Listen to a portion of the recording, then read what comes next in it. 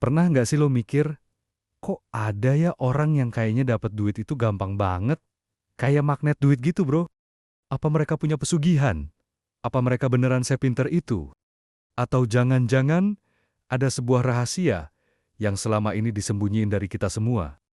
Nah, hari ini kita bakal ngebahas sebuah buku yang bisa dibilang sebagai bapak dari semua buku pengembangan diri di dunia.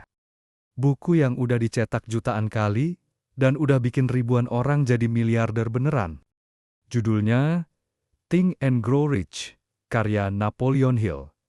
Napoleon Hill ini dapat tugas gila dari Andrew Carnegie, orang terkaya di zamannya, buat neliti lebih dari 500 orang paling sukses di dunia, termasuk Thomas Edison, Henry Ford, sampai Alexander Graham Bell selama 20 tahun.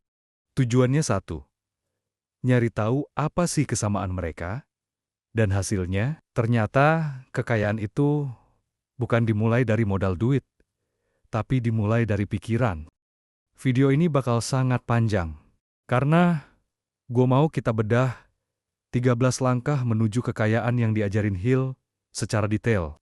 Siapin kopi lo, kosongin gelas lo, karena apa yang bakal gue omongin ini mungkin bakal terdengar kayak ilmu gaib, tapi kalau lo praktekin, hidup lo nggak bakal pernah sama lagi. Kita bakal belajar gimana caranya ngerubah pikiran jadi emas batangan. Bab 1. Hasrat yang membara. Bukan sekadar pengen. Langkah pertama, dan yang paling utama, adalah desire, atau hasrat. Tapi bukan cuma hasrat biasa yang kayak, gue pengen kaya deh. Terus besoknya lo males-malesan. Napoleon Hill nyebutnya sebagai burning desire hasrat yang membara. Hasrat ini adalah titik awal dari segala pencapaian. Lo harus punya satu tujuan yang jelas, dan lo harus obsesi sama tujuan itu. Hill kasih 6 langkah praktis biar hasrat lo jadi kenyataan. Pertama, tentuin jumlah duit yang pasti lo pengen, jangan cuma bilang banyak.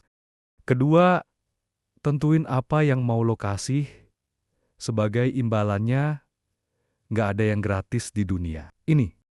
Ketiga, tentuin tanggal pasti kapan lo mau dapat duit itu. Keempat, buat rencana yang jelas dan langsung mulai. Mau lo siap atau enggak? Kelima, tulis semuanya dalam sebuah pernyataan singkat. Keenam, baca pernyataan itu karas-karas 2 kali sehari. Pas mau tidur dan pas bangun tidur. Kenapa harus dibaca terus? Biar pikiran bawah sadar lo percaya kalau duit itu udah jadi milik lo. Lo harus bisa ngelihat diri lo udah punya duit itu sebelum duitnya beneran datang. Kalau lo nggak bisa ngebayangin diri lo kaya, lo nggak bakal pernah jadi kaya. Bab 2. Iman dan autosaran. Meretas pikiran bawah sadar. Langkah kedua adalah faith, iman, dan langkah ketiga adalah autosuggestion, autosaran. Iman di sini bukan cuma soal agama, tapi soal keyakinan mutlak kalau impian lo bakal terwujud. Iman adalah elemen yang ngasih kekuatan ke pikiran lo. Masalahnya, pikiran bawah sadar kita itu kayak tanah yang subur. Kalau lo tanam rumput liar, pikiran negatif, yang tumbuh ya rumput liar. Kalau lo tanam bibit gandum, pikiran sukses, yang tumbuh ya gandum. Gimana cara nanam bibit sukses itu? Pick auto suggestion. Ini adalah cara komunikasi antara pikiran sadar sama pikiran bawah sadar lo. Lo harus terus-terusan ngulangin kata-kata positif dan gambaran kesuksesan ke diri lo sendiri. Gue tahu ini kedengerannya konyol. Masa gue harus ngomong sama diri sendiri tiap pagi? Tapi dengerin ya, pikiran bawah sadar lo itu nggak bisa bedain mana yang nyata dan mana yang cuma imajinasi. Kalau lo kasih makan, dia pakai keyakinan terus-menerus. Dia bakal mulai nyari cara, ide, dan peluang buat bikin imajinasi itu jadi kenyataan. Jadi, berhentilah bilang gue nggak mampu, dan mulailah nanya gimana cara gue mampu. Bab 3. Pengetahuan spesialis dan imajinasi.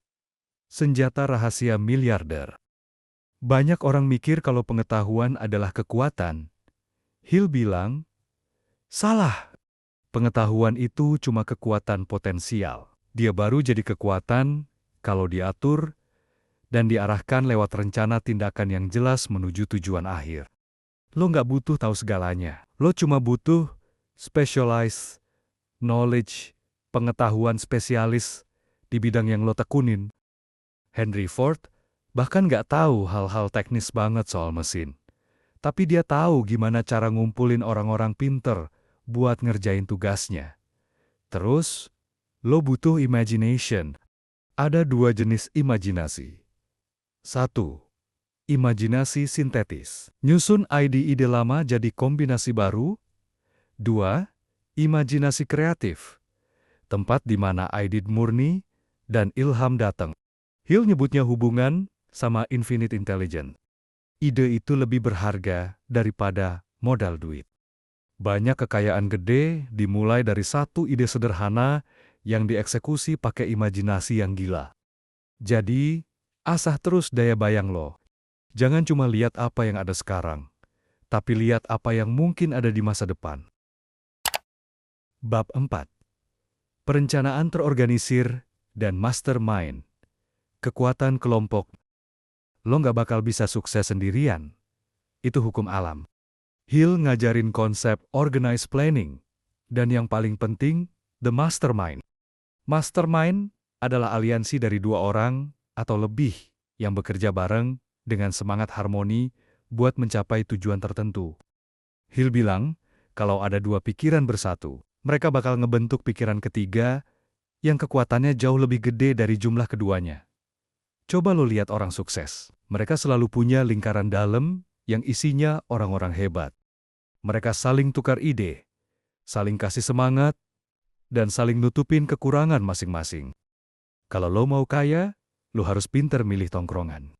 Berhenti kumpul sama orang yang hobinya ngeluh, dan mulailah cari mastermind lo sendiri, orang-orang yang punya visi yang sama atau lebih tinggi dari lo. Terus, lo harus punya keputusan yang kuat. Orang sukses itu ngambil keputusan dengan cepat dan jarang ngerubahnya. Orang gagal itu ngambil keputusan lama banget, tapi ngerubahnya cepat banget pas ada masalah dikit. Berhentilah jadi orang yang plin-plan. Epilog. Menaklukkan 6 hantu ketakutan. Di bagian akhir bukunya, Napoleon Hill ngingetin kita soal musuh terakhir. Fear, ketakutan.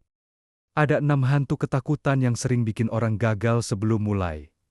Takut miskin, takut dikritik, takut sakit, takut kehilangan cinta, takut jadi tua, dan takut mati. Ketakutan itu cuma keadaan pikiran, bro. Dan kabar baiknya, pikiran itu bisa lo kendaliin. Think and Grow Rich bukan cuma soal duit. Ini soal gimana lo ngebangun karakter yang kuat, mental yang baja, dan jiwa yang pantang menyerah.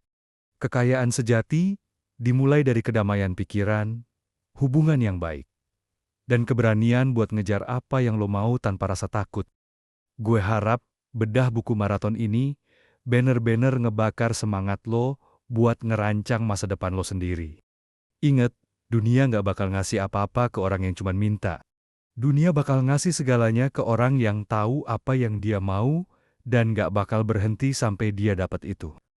Kalau lo ngerasa video ini bener-bener magic dan ngebuka dimensi baru di otak lo, jangan lupa like, subscribe, dan share video ini ke mastermind lo atau teman-teman lo yang butuh motivasi tingkat dewa.